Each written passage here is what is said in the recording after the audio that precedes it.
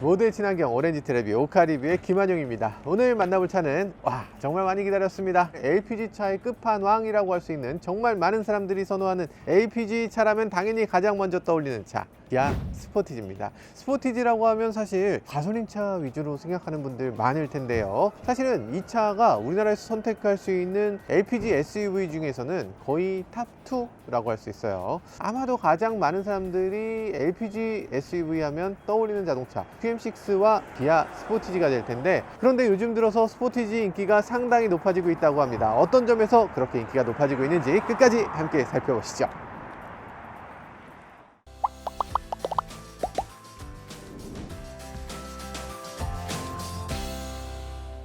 사실 외관에서 기존 스포티지의 디자인은 저는 굉장히 좋아했거든요. 특히 이런 식으로 꺾여 있는 거, X자 이렇게 돼 있는 이 느낌이 너무 독특해서 진짜 업계의 최강이다, 전 세계 어디에도 이런 스타일의 자동차는 없다 라고 얘기했었는데, 그래서 바뀌었을 때 굉장히 섭섭한 마음도 있었어요. 그런데 지금 보니까 이게 난데? 이게 난데? 라는 생각이 들기도 합니다. 차가 좀 더 고급스럽고 좀 더 단단해 보여요. 당당한 자동차로 비춰집니다. 그러니까 뭔가 기교를 부린 것보다는 그냥 자동차라면 좀 무난하더라도 존재감이 확실해야 되는 거 아니야? 새로운 시도라기보다는 그래도 확실하게 검증된 디자인 아니냐? 라는 생각이 드는 그런 디자인으로 바뀌었습니다. 사실 기아 디자인들이 그렇죠. 요즘 들어서 스타맵 시그니처라고 해서 이런 식으로 램프들을 가져가고 있는데, 이런 램프들이 처음에는 굉장히 어색하다고 생각했는데 요즘 들어서 다시 보니까 괜찮아요. 괜찮습니다. 스타맵 시그니처가 어느 정도 좀 안정된 것 같고요. 이런 디자인이라면 많은 사람들이 좋아할 만한 디자인이라는 것을 아마도 많은 분들이 공감할 것 같습니다. 뒷부분의 디자인도 상당히 바뀌었죠. 이런 식으로 바뀌었는데, 기존에는 약간 좀 날카로운 디자인이었다면 이제는 조금 더 안정적인 디자인으로, 그리고 또 아래쪽도 이렇게 쭉 올라와서 뒷부분이 너무 뚱뚱해 보이지 않게 날렵한 느낌으로, 그리고 여기 또 이렇게 오목하게 만들어져서 기아의 최신 디자인 트렌드를 그대로 반영한 것 같은 그런 디자인을 보여주고 있습니다. 근데 생각해보면 신기합니다. 여기 이원 충전소잖아요. 예전 같으면 이원 충전소라고 하면 그냥 당연히 LPG 가스만 넣는 거였는데, 이젠 전기도 충전하고 수소도 충전하는 이런 친환경 충전소로 거듭나고 있어요. LPG에서 갑자기 전기차로 전환하게 되면 이거 어디서 충전합니까? 할 수도 있는데, 전에 오듯이 그냥 이원에서 계속 충전하면 됩니다. 전기차 충전이든 LPG 충전이든 이원에서 다 하는 게 좋다. 그리고 스포티지는 가장 중요한 건 뒷부분이겠죠. 뒷부분의 트렁크를 열게 되면 이런 식의 공간이 나오게 됩니다. 이 아래쪽에 도넛형 본배가 들어가게 되는데, 도넛형 본배가 들어가다 보니까 물론 바닥면이 조금 올라오긴 올라와요. 그런데 이게 애프터마켓에서 덧붙인 것 같은 그런 느낌이 아니고 완성차 업체가 제대로 만들어 놓은 형태로 이렇게 만들어져 있습니다. 나쁘지 않죠. 이게 올라오게 되면서 이 옆에 수납 공간이 간단하게 또 추가된 걸 볼 수 있어요. 여기 이렇게 매트가 찍찍이로 붙어 있는데, 이 아래쪽에 보면 LPG통 점검을 위한 통이 이렇게 보이고요. LPG통에서도 소음이 나오기 때문에 그 소음을 막아주는 이런 것들 제공되고 있습니다. LPG통이 왜 격벽으로 이렇게 되어 있느냐, 왜 덮개 이렇게까지 하느냐 하실 수도 있겠습니다만, 사실은 LPG는 법규상 이 실내 공간에 두지 못하게 돼 있어요. 그래서 세단형 자동차 같은 경우는 트렁크 안에 넣는 거고요. SUV형 자동차들은 반드시 이 격벽을 하나 만들어 놓게 돼 있습니다. 그래서 이 격벽 아래쪽은 실내가 아니다 라는 거죠. 그래서 이런 식의 형태가 되는데요. 사실 이게 도넛형 본배라는 걸 사용하게 되면 이 바닥이 높아지니까 이것 때문에 적재 공간이 조금 낮아지긴 합니다. 근데 세단형 자동차는 이 위에 천장이 그대로 있잖아요. 그래서 격벽이 높아지게 되면 여기에다 커다란 짐을 실을 수 없는 경우가 생기게 돼요. 근데 SUV는 높아져도 이 위쪽으로 공간이 더 있으니까 실제 적재 공간이 조금 더 높아질 뿐이지 이 공간이 크게 줄어들지 않는 면을 볼 수가 있습니다. 적재할 때 불편함이 상대적으로 세단보다 적다. 그래서 LPG가 SUV에 더 적합한 형태라는 생각이 들기도 해요. 뒷좌석을 이렇게 폴딩해서 사용할 수 있거든요. 그래서 이걸 길게 평탄화도 어느 정도 된 것 같은 그런 느낌이 들 정도로 이렇게 높이가 어느 정도 비슷하게 만들어지기도 하고요. 골프채라든지 이런 것들 실는데도 별 문제가 없을 것 같아요. 인테리어는 지금 되게 괜찮죠. 전체적으로 굉장히 마음에 듭니다. 인테리어 컬러 배치도 보세요. 컬러 배치 너무 좋잖아. 이 블루색이랑 화이트색이랑 매치가 너무 좋죠. 블루랑 화이트네? 약간 노린 것 같이 매치가 너무 잘 되는 느낌인데, 디자인 감각이 있는 분이 디자인하셨구만. 무릎 공간이나 머리 공간이나 어깨 공간이나 모든 면에서 굉장히 넉넉하다는 생각이 들고요. 한 가지 독특한 점은 등받이입니다. 등받이가 여기서 이렇게 젖혀져. 너무 넘어가는 거 아닙니까? 대단한데? 한번 젖혀볼게요.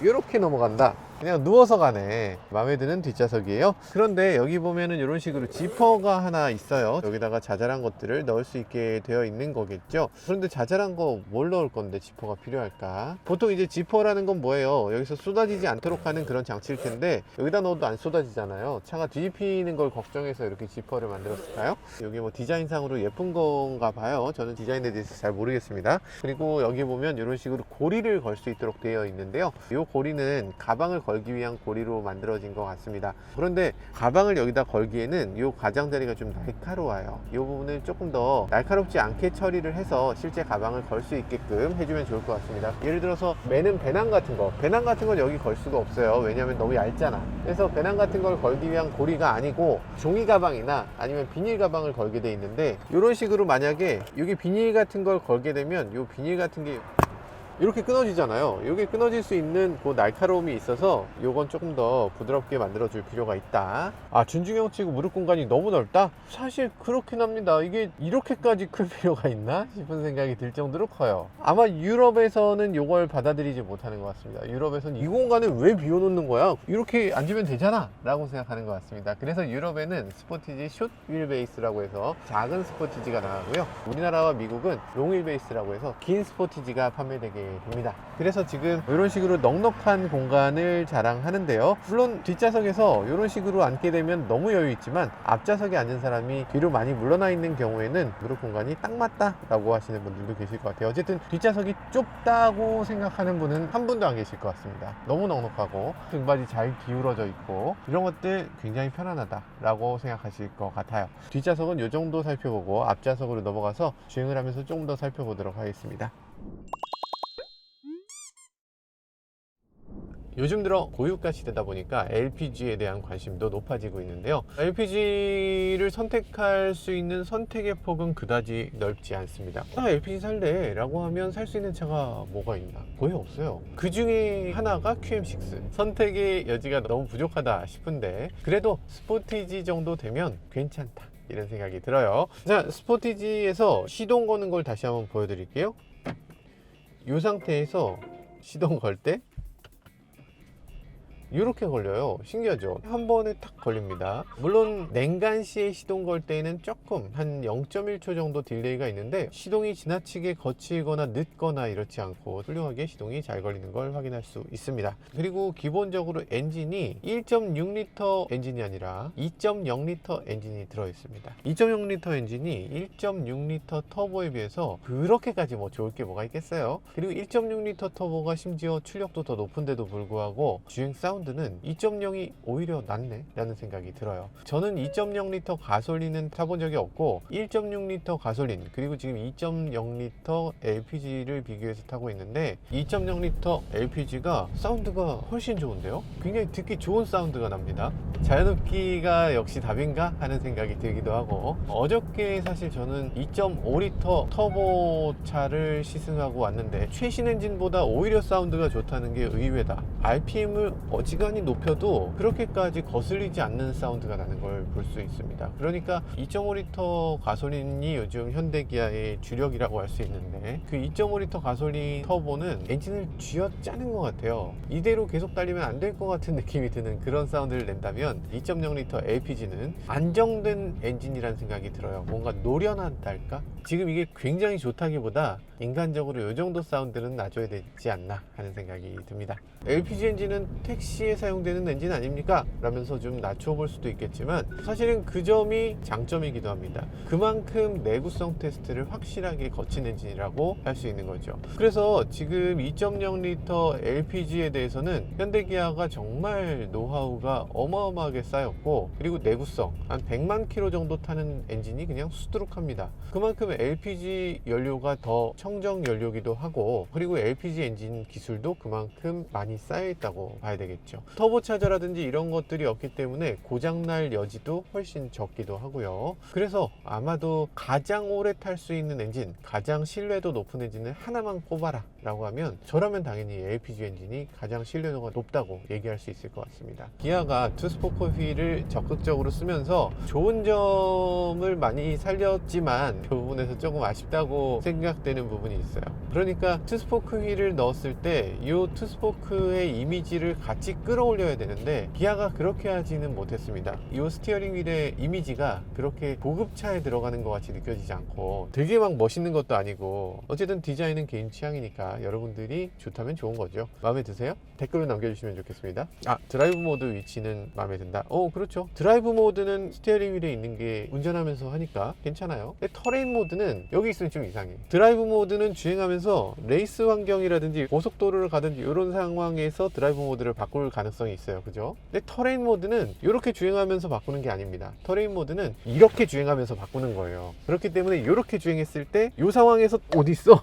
이러면서 헤매게 되는 거죠. 터레인 모드라는 건 왜냐하면 스노우든지 머드든지 산길을 가든지 락이든지 뭐 이런 거잖아요. 터레인 모드는 아무래도 핸들이 돌아가 있는 상태에서 누르는 경우가 많고 그래서 터레인 모드가 핸들에 있는 건 그렇게 바람직한 아이디어는 아니다 라는 생각이 들어요. 그래서 만약에 드라이브 모드랑 터레인 모드가 하나로 합쳐져 있는 경우는 기어 노브나 이 근처 어딘가에 만들어 놨어야 되지 않나 라는 생각이 들고 이 차는 지금 드라이브 모드가 여기 있기 때문에 적절한 위치다 라는 생각이 듭니다. 그리고 신형 스포티지는 일단 인테리어를 봤을 때 가운데 있는 요 센터 콘솔 부분에 있는 스위치들 요거는 기존하고 거의 같은 레이아웃인데 약간 우드 트림의 효과를 좀 줘서 거칠기도 은근히 나무의 느낌하고 비슷하고 이런 것들도 꽤 괜찮게 잘 만들어졌어요. 전에는 하이글러시를 사용했었는데 하이글러시가 워낙 손때가 많이 묻는다는 얘기들을 해서 그래서 그런지 이런 식으로 바꿔 놓은 것 같고요. 저는 개인적으로 하이글러시도 마음에 들고 나쁘지 않은 선택이라는 생각이 들지만 이런 우드도 나름대로 괜찮은 아이디어라는 생각이 들어요.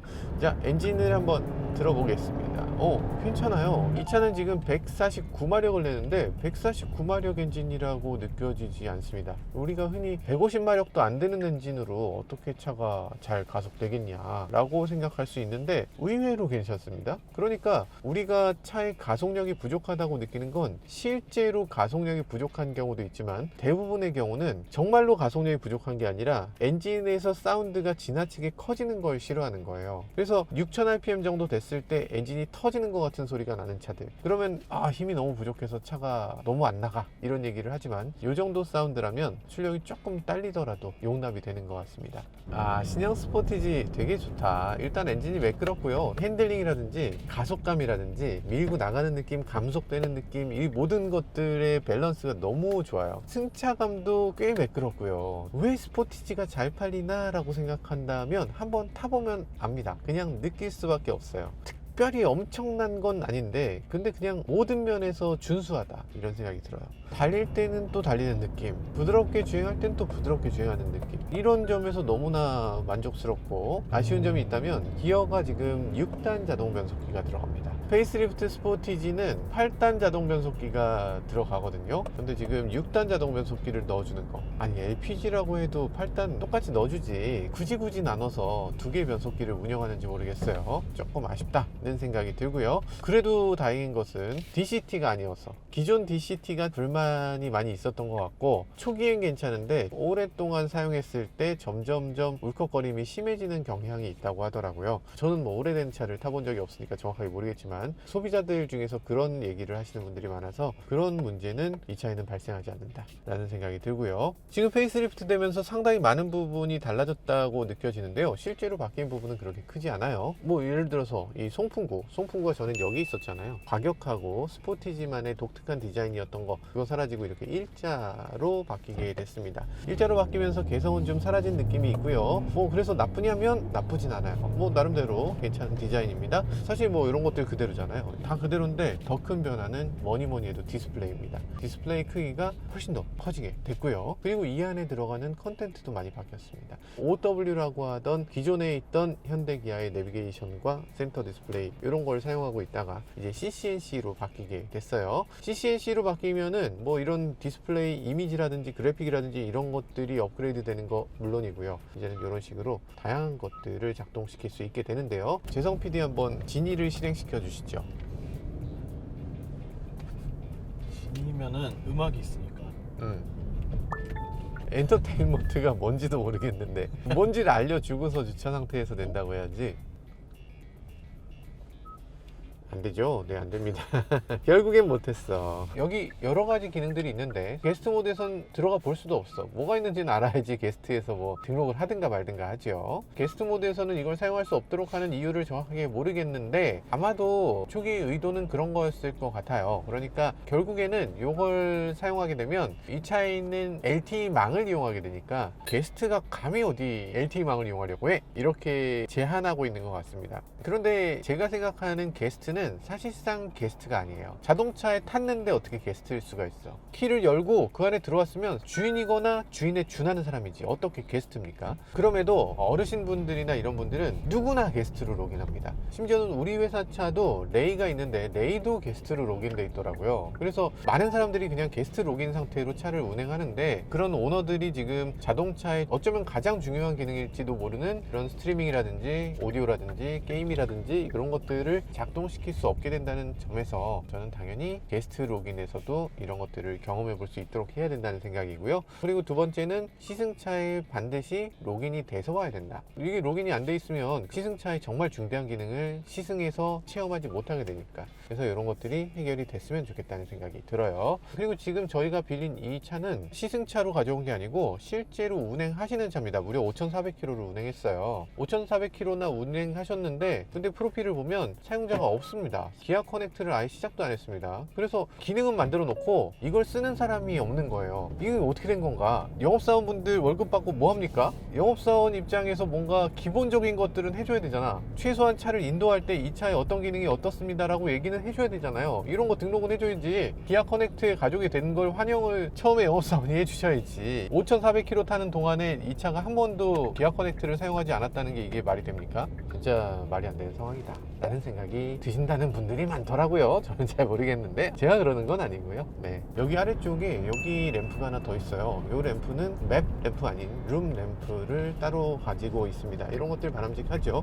이런 것들이 있어야 여기 있는 승객들의 얼굴을 제대로 환하게 비춰주니까 큰 의미 있는 램프라는 생각이 듭니다. HDA라는 게 있는데요. HDA는 고속도로에서 작동되는 어댑티브 크루즈예요. 일반 도로에서는 HDA가 아닌 일반 어댑티브 크루즈가 작동되죠. 둘은 무슨 차이가 있냐? 사실 무슨 차이가 있는지 잘 모르겠어요. 무슨 차이인지 모르겠지만 어쨌든 소프트웨어 만드는 입장에서는 두 개가 다른 모양이죠. 카메라가 나타났을 때 속도를 줄여준다는 기능 정도? 그 정도 말고는 특별히 HDA의 차이점이 느껴지지 않습니다. 이럴 거면 그냥 통합하지 라는 생각이 들어요. 특히 HDA 같은 경우는 차로 중앙 유지라든지 차선 이탈 방지가 한 번에 작동이 되거든요. 근데 일반 도로에서는 버튼을 눌러도 차로 중앙 유지가 작동이 안 돼요. 그래서 차로 중앙 유지를 별도로 켜줘야 되고 HDA 상태에선 별도로 켜주지 않아도 작동이 되기 때문에 누르면 오히려 꺼집니다. 작동 방법이 둘이 다르다는 건 사용자에게 오인 가능성이 있기 때문에 굉장히 위험할 수 있는 부분이라는 생각도 듭니다. 그리고 승차감 보세요. 뒤 승차감이 굉장히 좋고 사실 택시라면은 일반 세단 택시보다는 스포티지 택시에 앉는 게 더 좋을 것 같아요. 요즘 들어서 가장 많은 택시는 역시나 LF 소나타입니다. 여전히 워낙 많이 오랫동안 팔았기 때문에. 근데 그 LF 소나타는 본배가 그냥 뒤에 보이잖아요. 뒤에 보이는 본배가 있으면 거기다가 짐을 넣을 수 있는 것도 굉장히 제한적이고 보통 그 본배 같은 데다가 걸레 같은 거 걸어 놓으십니다. 여기다 내 짐을 꼭 넣어야 되나? 이런 느낌이 들거든요. 스포티지는 적어도 그런 경우가 거의 없는 것 같아요. 일단 본배가 안쪽으로 좀 들어가 있고 그러다 보니까 깔끔하고 트렁크도 어느 정도 좀 정리된 느낌이 있습니다. 요즘 같은 고유가 시대에 LPG 충전소에서 충전해야 되겠죠. 그나마 지금 LPG 가격도 많이 올랐습니다. 그럼에도 휘발유보다는 훨씬 낫다. 자, 제가 그러면 충전을 하도록 하겠습니다. 충전 포트 여기 보면 굉장히 심플하죠. 여러분들 많이 해보셨을 거예요, 그죠? 누구나 이 정도는 이제 하실 수 있을 걸로 생각됩니다. 큰돈 들이지 않고서 이렇게 충전할 수 있으니까 마음이 편하고 그리고 신뢰감 높은 이원에서 충전하니까 또 한 번 만족감이 더 커지네요. 이원 충전소에 오면 뭔가 고향에 온 것 같이 마음이 편해지는 면이 있어요. 자, 출발하겠습니다. 핸들을 조금 더 당길 수 있으면 좋을 것 같은데 저한테는 조금 멀어요. 움직이는 폭이 현대기아도 조금 더 길게 해줄 필요가 있는 것 같아요. 어쨌든 지금 틸트, 텔레스코픽이 다 지원이 되고요. 사용자마다 이 취향에 맞춰서 조금 더 해주면 좋겠다 이런 생각이 듭니다. 코너링을 한번 해보도록 하겠습니다. 슉. 코너링 느낌 되게 좋네요. 오, 나쁘지 않아요. 나쁘지 않습니다. 굉장히 안정감 있고 소형 SUV이기 때문에 할 수 있는 것들이 여러 가지로 제공되고 있습니다. 발랄한 핸들링 특성을 보여주네요. 그리고 서스펜션에서 아무 소리도 안 나는 거, 이제 현대기아가 정말 잘하고 있죠. 예전 같으면 서스펜션에서 여러 가지 소리가 났습니다. 뭐 푸시푸시 하는 소리도 나고 찌그덕찌그덕 소리도 나고 뭐 그랬잖아요. 근데 이제는 그런 소리가 굉장히 억제돼서 현대기아만큼 조용한 차가 얼마나 있을까, 이런 생각도 들어요. 경쟁차들, 특히 일본 차들하고 비교하면 차이가 상당히 큽니다. 일본 차들에 대해서 막연한 호의를 갖고 계신 분들이 꽤 계신 것 같던데, 실제로 자동차 타보면 이런 차가 아직도 나온다고? 라고 생각되는 경우가 꽤 있어요. 뭔가 좀 깡통같이 만들어진 경우가 많죠. 그래서 기아 차를 보면 꽉 차 있는 자동차의 느낌이 든다. 헤드 시프터도 있잖아요. 그래서 이렇게 시프트 다운을 하면서 좀 더 다이나믹하게 주행해 볼 수 있고요. 드라이브 모드도 바꿔서 가속 페달 밟았을 때 좀 더 발랄하게 움직여지도록 할 수도 있습니다. 핸들 조향 느낌도 이게 또 좋네요. 전륜구동 자동차다 보니까 언더스티어가 어떤 경우에는 발생합니다. 예를 들면 가속 페달을 훅 밟는 경우에 코너를 내가 도는 것보다 덜 돌아주는 경우가 존재하죠. 갑작스레 가속 페달을 밟으면 앞이 들리면서 코너 도는 느낌이 좀 더 느슨해지는 면도 있어요. 현대기아는 정말 자동차 만드는데 이젠 도가 텄다는 생각이 들어요. 이 정도라면 어떤 회사들이 감히 현대기아에 대적할 것인가 라는 생각이 들죠. 8단 변속기는 더 젠틀하고 더 부드러운 느낌인데 6단 변속기는 더 스포티하고 딱 변속했을 때 확실하게 딱딱 변속되는 느낌이 들어서 단점만 있는 건 아닌 것 같습니다. 스포티한 주행에는 6단도 또 괜찮은 면이 있네요. 코너링에서 느껴지는 것은 자동차가 코너에서 쏠리는 느낌, 롤이라고 흔히 얘기하는 이 롤을 상당히 억제해 준 걸 볼 수 있습니다. 그래서 차가 기울어지지 않죠. 그러니까 더 안정적으로, 더 자신감 있게 코너를 들어갈 수 있는 것 같아요. 이런 경우에도 속도가 조금 빨라도 그냥 문제없이 이 정도라면 차가 충분히 버티겠지 라면서 돌 수 있는 모습을 보여줍니다. 핸들의 조작감도 딱 적당하고요. 승차감도 딱 적당합니다. 주행에서는 아쉬운 점이 거의 느껴지지 않습니다. 준중형 SUV라는 걸 감안했을 때 이 이상 좋은 차를 만들어내기 어려울 것 같다는 생각이 들어요. 길 안내 김한용의 모카. 검색된 장소가 없습니다. 아직은 챗GPT라든지 이런 정도 수준의 음성인식이 되진 않고요. 헤매입니다. 이런 경우에 저희가 그동안 기아 오디오가 다 좋다고 얘기 드렸잖아요. 많이 좋아졌다, 요즘 들어서. 그런데 그건 다 최고급 트림 얘기였습니다. 저희는 깡통 스피커 소리를 들어본 적이 없어요. 왜냐면 시승차로 없어. 그런데 지금 저희가 처음으로 깡통 스피커 소리를 들어볼 수 있을 것 같습니다. 한번 해볼게요. Bring that ass back like a boom, boom, boom, boom. 아니 이게 오디오가 맥이 없네. 되게 놀랍게 다른 부분은 별론데 베이스만 강해. 근데 베이스가 그냥 부스트 되어 있고 서브우퍼라든지 이런 느낌은 1도 없기 때문에 그런 것들이 좀 아쉽게 느껴져요. 이 차 오디오 튜닝 하시는 분들이 나름대로 베이스를 강조하고 싶었겠지만 하드웨어적인 한계로 어쩔 수 없이 지금 이 정도에서 멈춘 것 같습니다. 크렐은 59만 원인데요. 59만 원 넣고 크렐로 넘어가는 게 사실 맞아 보인다. 59만 원이면 큰 돈이죠. 큰 돈이지만 5년 탄다고 치면 한 달에 10,000원이거든요. 그래서 한 달에 10,000원씩 더 내고 좋은 음악 듣는 게 낫지 않을까. 아무튼 깡통 오디오는 추천드리고 싶지 않네요. 그리고 이 차는 ISG가 없습니다. 신호대기에서 차를 멈춰 세웠을 때 스스로 차 엔진이 꺼졌다가 다시 걸리는 이런 기능이 없다는 거예요. 가솔린 같은 경우는 그렇게 시동이 꺼졌다 걸렸다 하는 것 때문에 불편하다는 사람들도 있는데 어쨌든 선택할 수 있다는 게 좋은 점이죠. 근데 지금 이 차는 선택할 수가 없고 무조건 시동이 걸려있는 상태로 멈춰서 있게 되는데 그런 부분에서 연비를 많이 깎아먹을 거라고 생각했는데요. 그런데 실제로 주행해보면 생각보다 연비가 좋습니다. 지금 저희가 섰다 갔다 막히는 길 이렇게 막히고 가속하고 등등등을 했을 때 연비는 지금 리터당 12km를 넘고 있습니다. 와, 리터당 12km? 이 정도면은 얘기가 좀 다르지. 저희가 공인 연비로 계산했을 때 LPG 모델은 일반 가솔린 모델에 비해서 15,000km를 타는 사람 기준으로 해서 1년에 20만 원 정도 이득을 봅니다. 5년이면 한 100만 원 이득 보는 거죠. 그런데 내가 주행거리가 좀 길다, 2만 km 정도다 라고 하면 하려면 거기서 25%를 더 추가해야 될 거예요. 그러니까 5년간 125만 원 정도 더 이득을 본다라는 거고요. 그런데 가솔린 모델에 비해서 LPG 모델이 조금 더 막히는 길에서는 연비가 더 잘 나오는 걸 볼 수 있습니다. 공인 연비를 계산할 때 가솔린 같은 경우는 시동이 꺼졌다가 다시 걸리는 것도 연비에 집어넣어 주는데, 그런데 지금 LPG는 연비 측정할 때 시동이 꺼졌다 걸리는 게 없으니까 그만큼 연비가 더 낮게 측정되는 경우가 있어요. 지금 저희 차도 연비가 8km로 측정돼 있는데 실제로 주행해 보면 그보다는 훨씬 좋은 연비를 보여주고 있습니다.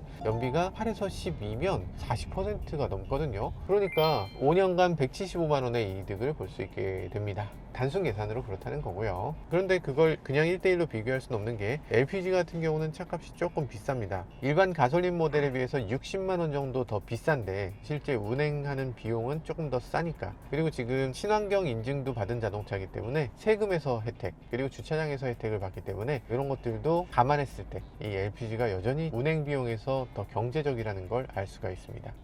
이원이 그린 친환경 세상. LPG, 수소, 전기 등 친환경 에너지를 한 곳에서 포인트로 다양한 혜택까지 미래의 친환경 에너지 세상 이원이 펼쳐갑니다.